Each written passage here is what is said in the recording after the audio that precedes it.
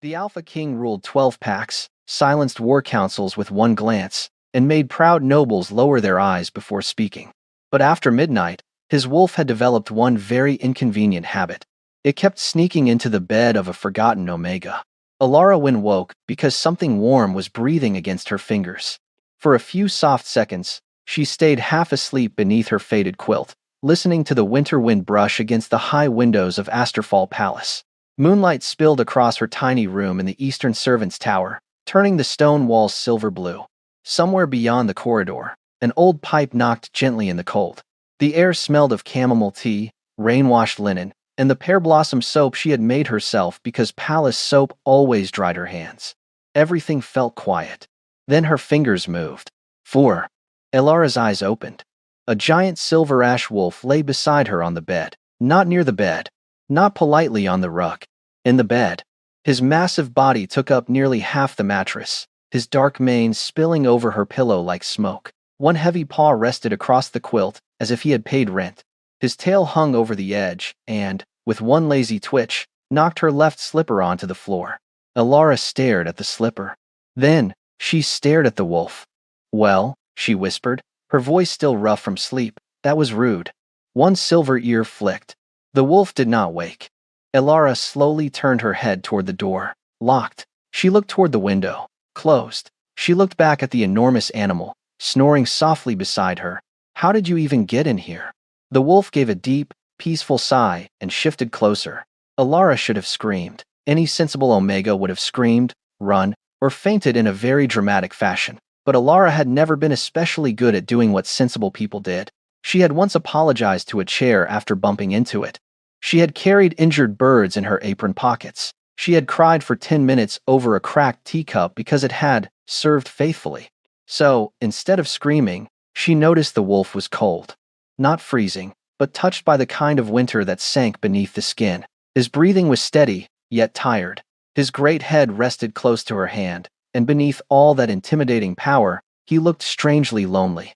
"Oh," she murmured, her heart softening before her mind could object. "You poor thing." The wolf's eye opened. Bright gold silver met her gaze. Elara froze. The stare was too intelligent, too aware, too royal for something that had just stolen most of her blanket. "I did not mean poor in an insulting way," she whispered quickly. "You are obviously very impressive." The wolf blinked once.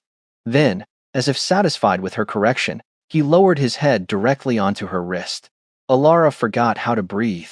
A strange warmth moved through the room. Her scent rose from the quilt, soft pear blossom and honey milk, and the wolf inhaled deeply. His whole body eased, as if he had finally found the one place in the world where pain could not follow him. Elara tried to pull her hand away. The wolf opened one eye again. Very gently, he placed his paw over the edge of her sleeve. "Stay." The command was not spoken, but she felt it all the same. "You are extremely bossy for an uninvited guest," she whispered. His tail thumped once. Despite herself, Elara smiled. By morning, the wolf was gone. Only silver fur remained on her blanket. A knock sounded at her door. When Elara opened it, Alpha King Kale Ardent stood in the corridor, dressed in black, his expression calm enough to frighten an army. His silver eyes moved past her shoulder, straight to the bed. Elara's fingers tightened on the doorframe. "Your Majesty," she said carefully, "do you happen to know why a wolf was sleeping in my room?" Kale was silent for one long second. Then he looked at the silver fur on her quilt, cleared his throat, and said with perfect seriousness, "Instincts." By breakfast, half of Asterfall Palace knew about the wolf. By lunch, the other half claimed they had known first. Elara discovered this while carrying a basket of folded healing cloths through the servants' corridor. Usually, no one looked at her for longer than it took to ask where the lavender salve was kept. That morning, 3 maids stopped whispering the moment she passed. A kitchen boy nearly walked into a pillar. Even old Mrs. Bell from the laundry room gave her a look so full of curiosity that Elara almost checked whether there was still wolf fur in her hair. There was. One silver strand clung stubbornly to her sleeve. Elara plucked it off and hid it in her pocket as if it had committed treason. When she entered the linen room, her friend Mira was already waiting beside the shelves with both hands on her hips. "Elara Wynn," Mira said. Elara sighed. "Good morning to you, too. Do not good morning me." "Is it true?" "That depends." "On what?" on how dramatic the version is. Mira leaned closer, eyes bright. Did a royal wolf sleep in your bed? Alara carefully set the basket down. A wolf slept in my bed. I do not know if he was royal. Alara, ordinary wolves do not break into locked palace rooms and nap under quilts. He was not under the quilt, Alara corrected softly. He stole most of it. Mira stared at Hare. Alara lowered her voice. And one of my slippers. For a second, Mira tried to remain serious. Then, she burst out laughing so loudly that Alara had to cover her own mouth to stop from joining her. Outside, snow drifted gently against the narrow windows. The palace smelled of warm bread, beeswax candles, and wet wool from guards returning from patrol. Everything looked normal, but Alara could feel the palace turning around her like a wheel. She had spent years being invisible. Now, because of one oversized wolf with terrible manners, people were finally saying her name. She did not know whether to feel frightened or oddly pleased. Far above the servants' wing, Alpha King Kale Ardent sat at the head of the council table and heard absolutely none of the trade report. His advisors spoke of border grain, winter taxes, and a dispute between two western packs. Kale listened with the cold patience expected of a king. Yet beneath the table, his hand tightened once against the arm of his chair. Pear blossom, honey milk, chamomile. The scent lingered faintly on his sleeve. He had changed his coat twice. It had not helped. Your Majesty? Lord Edric asked carefully. Kale lifted his gaze. Continue. Lord Edric swallowed and immediately forgot what he had been saying. Beside the window, Kale's oldest guard, Rowan Vale, looked much too amused for a man who valued his life. His eyes dropped briefly to the silver strand of fur caught near Kale's cuff. Kale noticed. Rowan looked away. Wisely. That evening, Alara convinced herself the wolf would not return. Surely even strange palace wolves had limits. Surely alpha kings had better control over their animals. Surely the universe would not be ridiculous twice. At exactly midnight, something scratched softly behind her fireplace. Alara sat upright. A hidden stone shifted. The giant silver ash wolf squeezed through an opening far too small for his dignity. In his mouth, he carried a large black pillow embroidered with the royal crest. Alara stared. The wolf placed the pillow neatly on her bed, climbed up beside it, turned in a slow circle, and lay down with the satisfaction of someone completing important work. Alara pointed at the pillow. You stole from the Alpha King? The wolf blinked once. You cannot just bring royal evidence into my room. His tail thumped. Alara pressed both hands over her face. You are going to get me exiled. The wolf gave a soft huff, then pushed the pillow toward her as if offering a gift. Something inside her melted before she could stop it. Oh, she whispered. You brought it for me? The wolf lowered his head onto the edge of her blanket, watching her with those bright, impossible eyes. Alara touched the pillow carefully. It smelled of frosted cedar, winter storm, and dark amber. The same scent that had followed King Kale in the corridor that morning. Her smile faded just a little. Before she could think too hard, the wolf nudged her hand and tucked his cold nose beneath her palm. Alara sighed. You are very lucky you are cute when you are committing crimes. The wolf's tail wagged once, and somewhere in the northern tower, Alpha King Kale Ardent woke before dawn, stared at the empty space where his favorite pillow should have been, and realized with quiet horror that his wolf had not only found the Omega again, he had started bringing gifts. By the third morning, Alara's room no longer looked like her room. It looked as if a very large, very determined wolf had decided to redecorate it.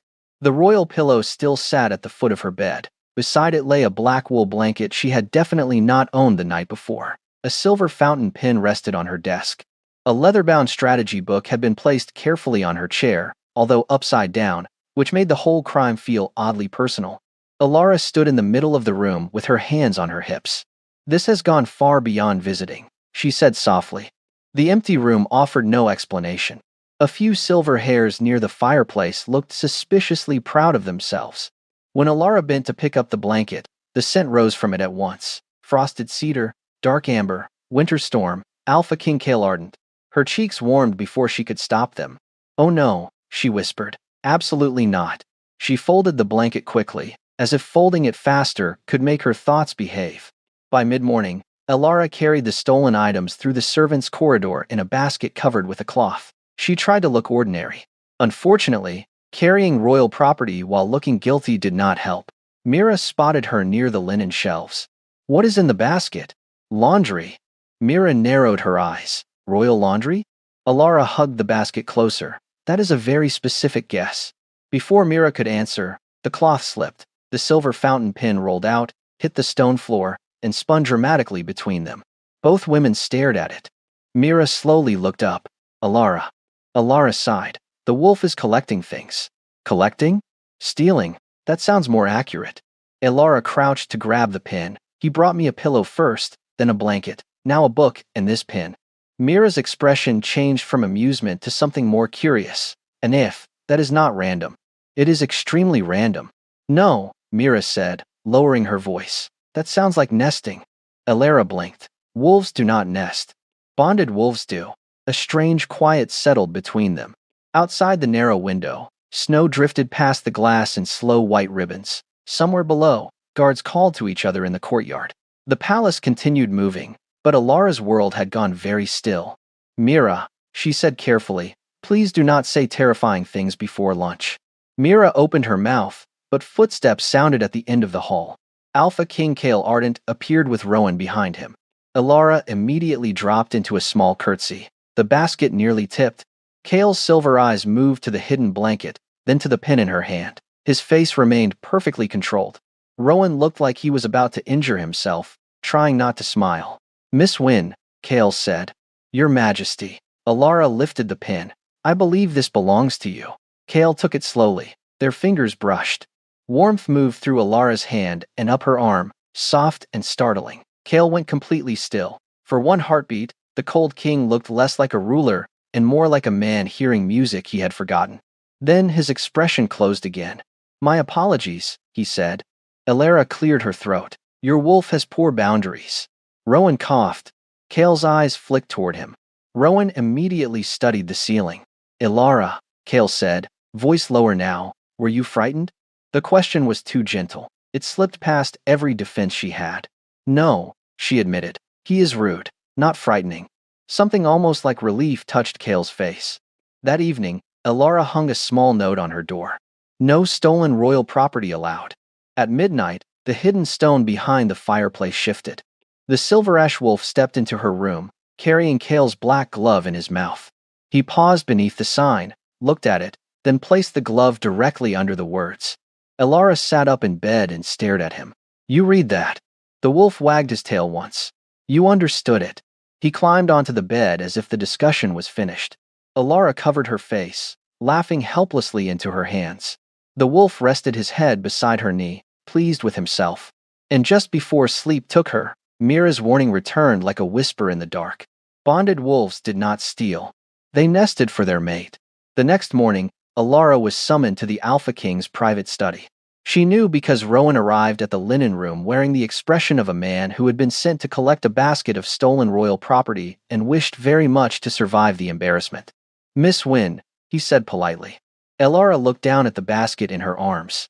Inside were one black glove, one fountain pen, one wool blanket, and a strategy book that still had tooth marks on the corner. Rowan looked at the basket. Alara looked at Rowan. Neither spoke for a moment. Finally, Alara sighed. I did not steal these. I know. Does His Majesty know? Rowan's mouth twitched. His Majesty is learning. Asterfall Palace felt brighter that morning, though winter still pressed its cold palms against every window. Sunlight spilled across the marble halls in pale gold strips. Servants bowed as Alara passed, then whispered the moment she was gone. She kept her head lowered, but her cheeks burned anyway. All her life, she had been unnoticed. Now, apparently, she was the Omega whose bedroom contained half of the king's belongings. Kale Ardent stood beside the tall windows when she entered his study. Black coat, silver eyes, shoulders straight enough to carry a kingdom without complaint. Behind him, snow fell beyond the glass, soft and silent, while the room smelled of cedar smoke, dark amber, and old paper. Alara curtsied carefully. Your Majesty, Miss Wynne. His gaze moved to the basket. For the first time since she had met him, the Alpha King looked faintly tired. Alara placed the basket on his desk. I believe these are yours. Kale picked up the glove. There was a small bite mark near the thumb. Silence settled. Alara cleared her throat. Your wolf has very strong opinions about ownership. Rowan, standing near the door, made a strange sound. Kale did not look at him. Rowan. Yes, Your Majesty? Leave. Rowan left very quickly. Alara clasped her hands in front of her apron. The room suddenly felt too quiet, too warm, too full of things she did not understand. Kale studied her for a long moment. Did he frighten you last night? No. The answer came too easily. His expression softened, almost too quickly to catch. Alara added, he was rude. Again, but not frightening. A shadow of amusement touched Kale's mouth. She noticed. He noticed that she noticed. Both looked away. Ilara, he said, and her name sounded different in his voice. Lower, gentler. If the wolf returns, you should call for the guards. She blinked. Would the guards stop him? Kale was silent. Alara tilted her head. That was not a confident silence. His jaw tightened. They would try. That is also not comforting. This time, the corner of his mouth truly moved. Alara's heart gave one foolish little skip. Then she remembered herself and straightened. Your Majesty, with respect, your instincts have terrible manners. Kale's eyes lifted to hers. For one breath, the room changed. The scent of pear blossom and honey milk rose softly from her skin. Kale inhaled before he could stop himself. His fingers tightened around the glove. Somewhere beneath his calm expression, something wild listened. Alara felt it too, a warm pull beneath her ribs, as if an invisible thread had gently tugged her toward him. She stepped back too quickly and bumped the desk. A stack of papers slid sideways. Kale caught them before they fell. Alara whispered, sorry. You apologize often, he said. She looked down. It is a habit. It should not be. The words were quiet, but they landed softly inside her chest. Before she could answer, her eyes caught the edge of his collar. Beneath the dark fabric, near his left shoulder, a pale scar curved like a crescent moon. The same mark she had seen beneath the silver wolf's fur. Alara went still. Kale saw the moment she noticed. His expression closed. Alara. But that night, long after she returned to her room, she dreamed of snow, silver fur, and a voice that sounded painfully like the king's. Findhair. Do not lose her. Kale Ardent did not believe in weakness. He believed in duty, discipline, and standing upright even when pain carved its teeth into bone. For years, that belief had carried him through wars, betrayals, and winter nights so long that even the moon seemed tired. But by sunset, the Silverthorn curse had begun to burn again. It started beneath his left shoulder, where the crescent scar hid under black fabric. A sharp ache spread through his chest, then down his arm, cold and hot at the same time. Kale stood alone in the northern tower, while snow pressed against the windows. The room smelled of cedar smoke, iron, and the bitter herbs healers kept forcing on him. None of them worked. Only one scent had ever quieted the beast inside him. Pear blossom, honey milk, chamomile, Alara. Kale closed his eyes, his hand braced against the stone wall. Deep inside him, his wolf stirred restlessly. Findhair. No, Kale whispered. The wolf pushed harder. Home. His jaw tightened. She is not your home. The wolf answered with a low growl that trembled through his ribs, as if offended by the lie. A knock came at the door. Rowan entered without waiting, which meant the situation was bad enough for manners to become optional. His expression changed the moment he saw Kale gripping the wall. It is getting worse, Rowan said. Kale straightened at once. It is contained. My king, last night your wolf stole a glove, a strategy book, and possibly your dignity. Kale gave him a cold look. Rowan bowed his head. Contain may be too generous. Despite the pain, Kale almost smiled. Almost. Rowan stepped closer, his voice softening. You slept after finding her. Kale did not answer. You had not slept peacefully in 6 years. That does not make her responsible for me. No, Rowan said, but it may mean she can help. Kale turned toward the window. Far below, the eastern servants' tower glowed with small golden lights. Somewhere inside, Alara was probably folding linens, apologizing to furniture, or scolding his wolf as if it were a badly behaved house pet. The thought warmed him in a way the fire never could. That frightened him more than the curse. In the herbal archive, Alara sat cross-legged on the floor between two shelves, surrounded by old books she was definitely not supposed to borrow. A candle flickered beside her. Her sleeves were rolled to her elbows, and a smudge of ink marked one cheek.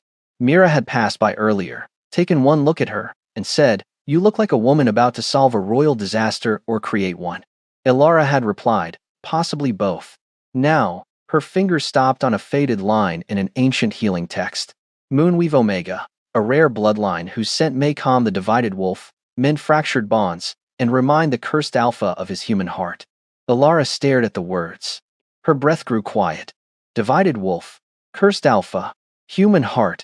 The candle flame trembled as a soft sound came from behind the fireplace. Alara turned. The hidden stone shifted. The silver ash wolf stepped into her room more slowly than usual. He was not carrying a stolen pillow this time. He was shaking. All the warmth left Alara's face. She hurried to him without thinking. Oh, no. What happened? The wolf lowered himself heavily beside her bed. His great head dipped, and his breathing came unevenly. Snow clung to his fur. The crescent scar on his shoulder looked darker beneath the moonlight. Alara knelt beside him and placed both hands against his neck. He was burning hot. You stubborn thing, she whispered, fear tightening her throat. You should have come sooner. The wolf gave a weak huff, as if he objected to the lecture. Even now, that small bit of attitude nearly made her cry. Alara pulled her quilt around his shoulders, then pressed her forehead gently against his. Her scent filled the room, soft and warm, like a kitchen light left on for someone coming home late. The wolf's breathing slowed. His eyes opened. Gold-silver, tired, familiar. Too familiar. Alara's hand moved to the scar on his shoulder. Her voice became barely more than a breath. Kale? The wolf went completely still. Alara did not sleep after she whispered the king's name. The silver ash wolf had gone still beneath her hands, so still that even the fire seemed to hold its breath. For one long moment, he only looked at her with those bright, tired eyes. Then he lowered his head into her lap. Not an answer. Not a denial either. Alara sat frozen on the floor beside her bed, her quilt wrapped around his massive shoulders, her fingers buried in the thick fur at his neck. The room smelled of chamomile, pear blossom, and winter storm. Two scents that should not have belonged together, yet somehow did. You heard me, she whispered. The wolf closed his eyes. Alara gave a small, shaky laugh. That is a very royal way to avoid a conversation. His tail moved once against the floor. Even frightened, even confused, she almost smiled. By morning, the wolf was gone again. But this time, Alara did not pretend it was a mystery she could ignore. She found the hidden passage after breakfast. It sat behind the old fireplace, concealed by a loose stone marked with tiny scratches from claws. Alara knelt in front of it with a candle in one hand and a very offended expression on her face. So this is how you have been invading my room. The passage was narrow, cold, and lined with old stone. It smelled faintly of dust, cedar, and Alpha King Kale Ardent. Alara followed it only a short distance before she saw where it led. The royal wing. She immediately backed out. Oh, wonderful, she whispered. Not only is he the king, he is also using secret architecture. That afternoon, she sat in the herbal archive with the ancient Moonweave text open on her lap. The words blurred every time she tried to read them. Divided wolf. Cursed alpha. Mateborn scent. Alara pressed her fingers to her chest. Since touching the wolf, something had changed. When Kale's name was spoken in the corridor, her heart answered before her mind did. When footsteps passed outside her room, she knew when they were his. It was impossible. It was also happening. A soft voice interrupted her thoughts. Miss Wynne. Alara looked up. Kale stood between the archive shelves, dressed in black, pale sunlight outlining his broad shoulders. He looked calm, controlled, untouchable, but his eyes went straight to the book in her hands. You should not read that. Alara closed it slowly. That is what people say when something is true. His jaw tightened. She stood, holding the book to her chest. Your Majesty, how long have you been cursed? Silence. Outside, snow tapped softly against the glass. Somewhere far below, servants laughed in the kitchen. The sound felt very distant. Kale's voice came low. Long enough. That is not an answer. It is the safest one. Alara's expression softened. Safe for whom? For the first time, the Alpha King looked away. That small movement hurt more than any confession. Alara took one careful step closer. You do not have to tell me everything, but please do not stand there and act like I am too fragile to notice pain. Kale looked back at her then. The coldness in his face cracked just a little. You are not fragile, he said quietly. Her breath caught. The words settled over her like a warm shawl. Then she lifted her chin. Good. Then stop sneaking into my room as a wolf and pretending it is normal. A faint shadow of amusement touched his mouth. I never said it was normal. No. You said instincts. That was also true. Alara narrowed her eyes. Your instincts are becoming a legal problem. This time, he almost smiled. The moment should have been light. Then Alara shifted the book, and the corner of a page sliced her finger. A tiny bead of blood appeared. Kale moved before she could blink. He crossed the space between them and caught her hand, his thumb pressing gently beneath the cut. His eyes had gone bright, dangerous, shaken. Alara stared at him. You felt that, she whispered. Kale did not answer. He did not need to. That night, Alara tied a tiny brass bell beside the fireplace passage. If you are going to break in, she whispered to the empty room, you may at least announce yourself. At midnight, the stone shifted without a sound. The silver wolf stepped over the bell with careful dignity, picked it up in his mouth, and hid it under her bed. Alara sat up slowly. The wolf looked at her. She looked at him. You are impossible. His tail wagged once, and in the quiet warmth of her little room, Alara realized the truth had already found her, even if the king was still afraid to speak it. By the 7th morning, Asterfall Palace had stopped whispering about Alara. It had started watching her. The change was small at first. A maid fell silent when Alara entered the laundry room. 2 guards near the eastern staircase lowered their voices when she passed. A kitchen girl who usually saved her a warm roll suddenly looked away and pretended to be very busy with a basket of apples. Alara told herself not to care. She cared anyway. Snow drifted beyond the palace windows in soft, endless sheets, turning the courtyards white and quiet. Inside, the halls smelled of beeswax, wet wool, and the sharp perfume of noble guests arriving for the winter court. Their laughter floated through the marble corridors like glass bells. Alara kept her basket close and her head lowered. Unfortunately, Lady Marceline Vale noticed everything. The noblewoman stood near the grand staircase in a pale blue gown trimmed with silver thread. She looked as delicate as frost on a rose and twice as cold. Around her, several ladies of the court gathered like pretty birds waiting for crumbs of gossip. There she is, Marceline said softly. Alara slowed. Marceline smiled. The Omega with the royal wolf problem. A few ladies giggled behind their gloves. Alara's cheeks warmed. Good morning, my lady. How polite, Marceline said. One would almost forget she has been keeping the Alpha King's beast in her bedroom. Alara's fingers tightened around the basket handle. I did not keep him anywhere. He came on his own. That is what makes it concerning. The words were gentle, but the cruelty beneath them was not.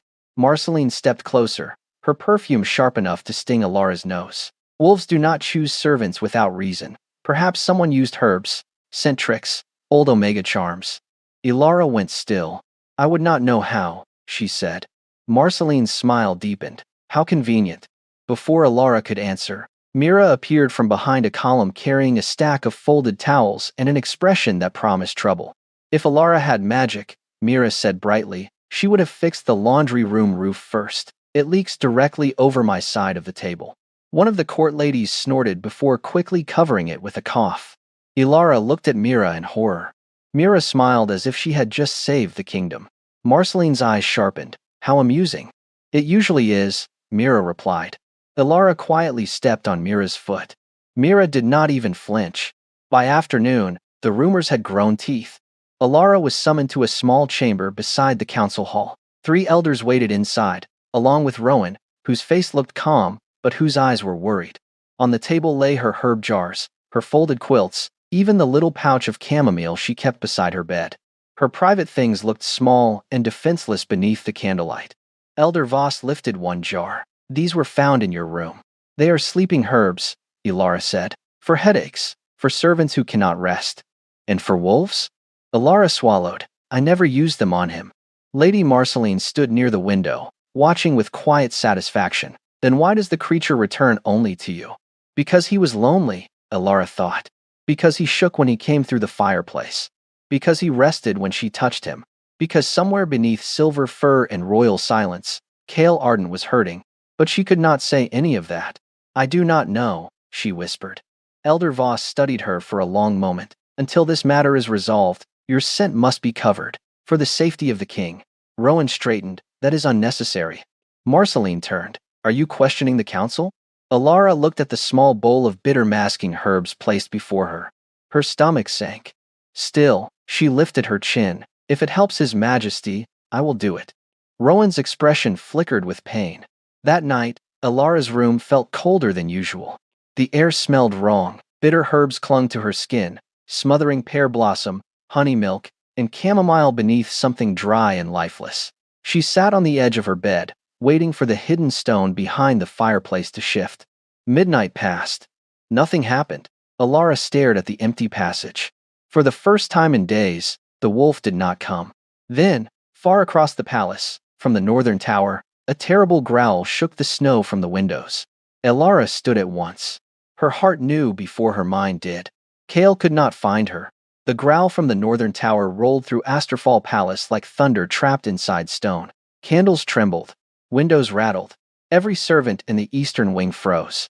Elara stood barefoot beside her bed, the bitter scent masking herbs still clinging to her skin. For one terrible second, she could not move.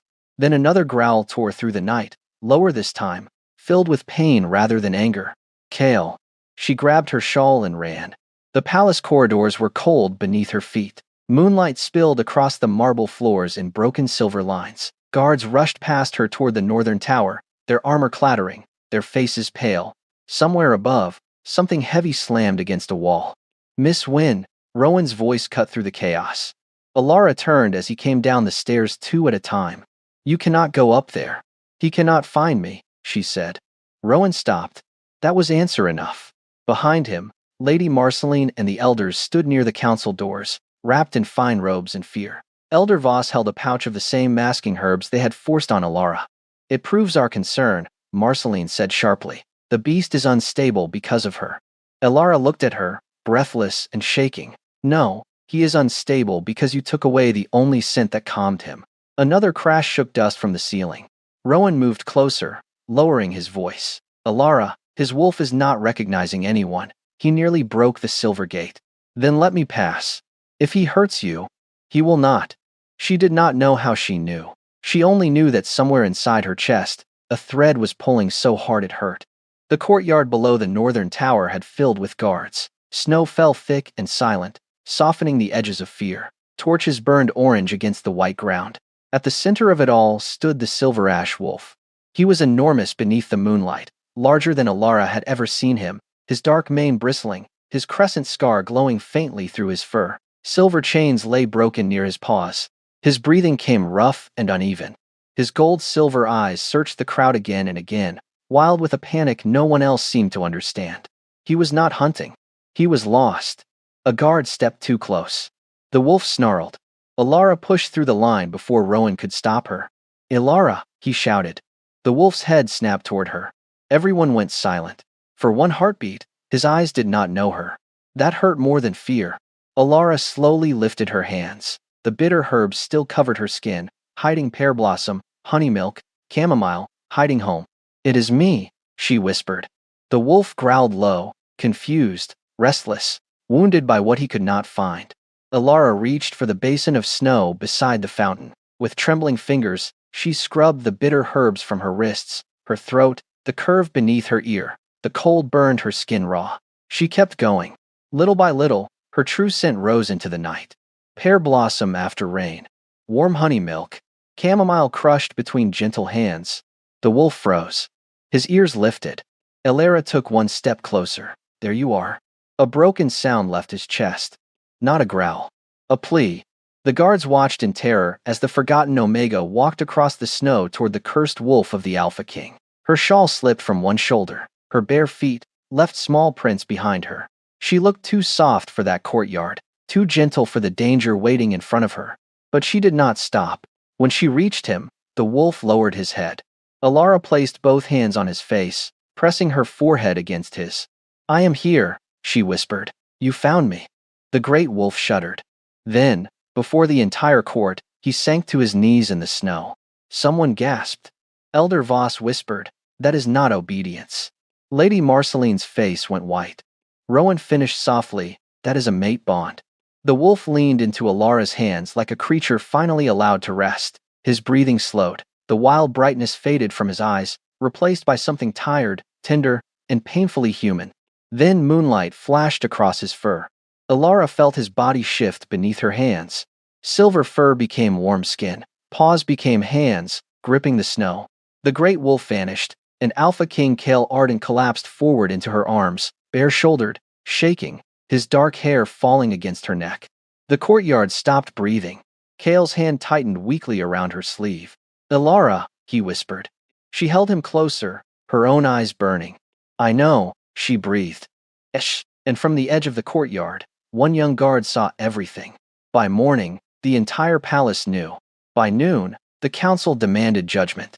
Elara stood in the grand hall of Asterfall Palace with her hands folded tightly in front of her, trying very hard not to look as frightened as she felt. The hall was too bright, too cold, too full of eyes.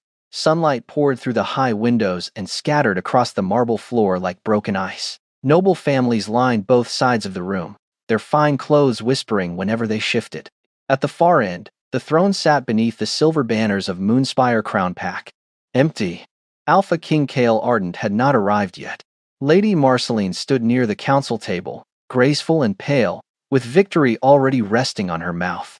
"This Omega endangered the king," she said. She concealed her scent, interfered with royal healing, and drew His Majesty's wolf into private chambers night after night.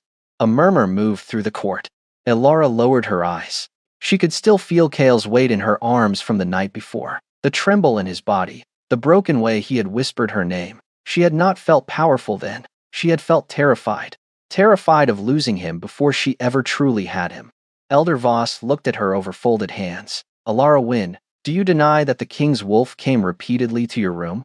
Elara swallowed. "No." The murmurs grew sharper. "Do you deny that your scent calmed him?" "No." Marceline smiled. "At least she admits it." Elara lifted her head, just a little. Her voice was soft, but it did not break. "I admit he was in pain. I admit I helped him breathe. If that is a crime, then I do not know how to be innocent." The hall went quiet. For one small second, even Marceline had no answer. Then she stepped closer. How touching. But kindness does not make a servant worthy of the Alpha King. Something in Elara's chest stung. She knew those words. Not the exact sentence, but the shape of it. Too small, too ordinary, too soft. All her life, people had wrapped cruelty in prettier language and handed it to her like truth. Before she could answer, the great doors opened. Cold air swept into the hall. Kale Arden walked in. Every noble lowered their gaze at once. He wore black, as always, but there was no crown on his head. He did not need one. His presence filled the hall more completely than any throne could. The crescent scar at his shoulder was covered, yet Elara could almost feel it beneath the fabric, pulsing with the same bond that tugged beneath her ribs. His silver eyes found her first. Not the council. Not Lady Marceline. Hair. The fear in Elara's chest eased by half. Kale stopped beside her. Elder Voss rose. "Your Majesty, we are discussing the danger this Omega presents." Kale did not look away from Elara. "Are we?" Marceline's smile tightened. "She lured your wolf." Kale finally turned his head. "No." The word cut cleanly through the hall. Marceline went still. Kale's voice remained calm. "She did not call my wolf. My wolf found her." Elara's breath caught. He stepped in front of her then, broad shoulders shielding her from the court as naturally as his wolf had shielded her from the cold. "And for the record," Kale added, glancing once at the council, "she repeatedly told him not to steal pillows." A stunned silence fell. Somewhere near the back, Mira made a small choking sound. Elara pressed her lips together, dangerously close to laughing at the worst possible time. Kale's mouth softened for half a heartbeat. Then, his gaze hardened again. "You accused her because you saw a low-born Omega," he said. "My wolf saw what none of you bothered to see." He turned back to Elara. The hall blurred around her. Kale lowered himself to one knee. Gasps swept through the court. "Elara Wynn," he said quietly, "you were never a weakness. You were the first peace I ever knew." Her eyes burned. He offered his hand, palm upward. "Will you let me come home to you?" Elara looked at the powerful king kneeling before her, then at the man who had finally stopped hiding behind instinct.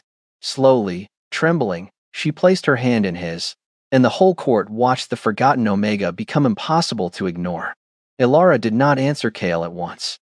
The whole court waited beneath the silver banners of Moonspire Crown Pack. Nobles held their breath. Elders stood frozen around the council table. Even the winter sunlight seemed to pause against the marble floor. Kale remained on one knee before her, his hand open, his silver eyes steady, not commanding, asking. That was what broke her heart most gently. All her life, People had decided things for Alara, where she should stand, how softly she should speak, how little she was allowed to want. But the Alpha King, the most powerful wolf in the north, knelt before her as if her answer mattered more than his crown.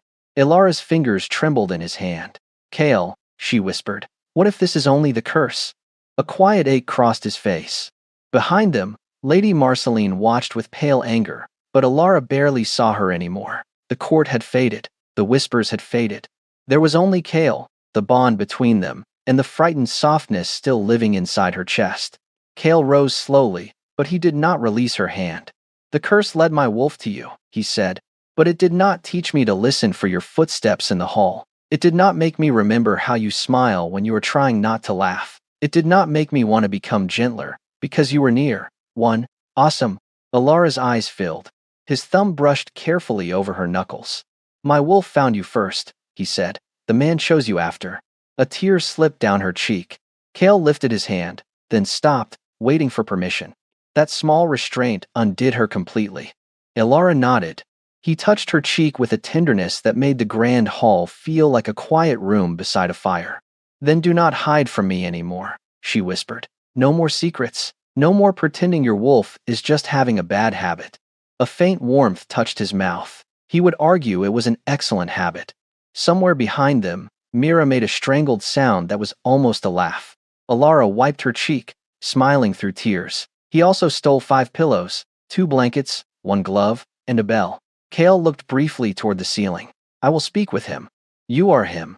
That makes the conversation complicated. A soft ripple of laughter moved through the hall. Not cruel laughter this time. Warm laughter. Relieved laughter. It's personal laughter that sexed. Then the moonstone crest above the throne began to glow.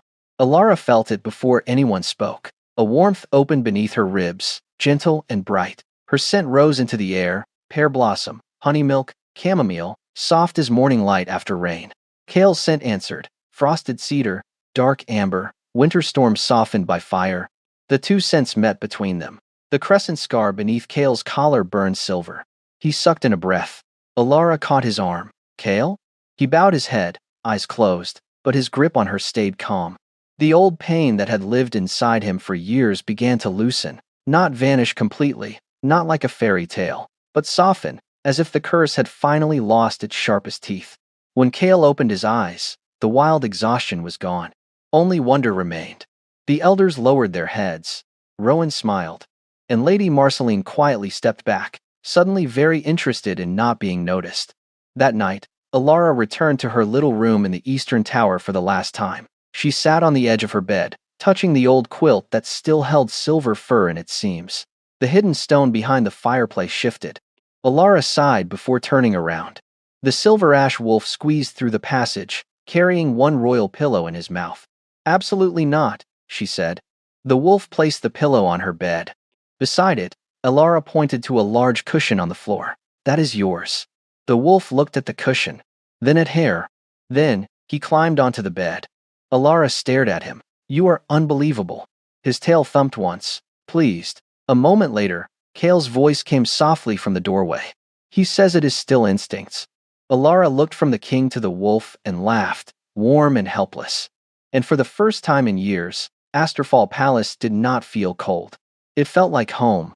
So, this is where Alara and Kale's story finally settles into silence.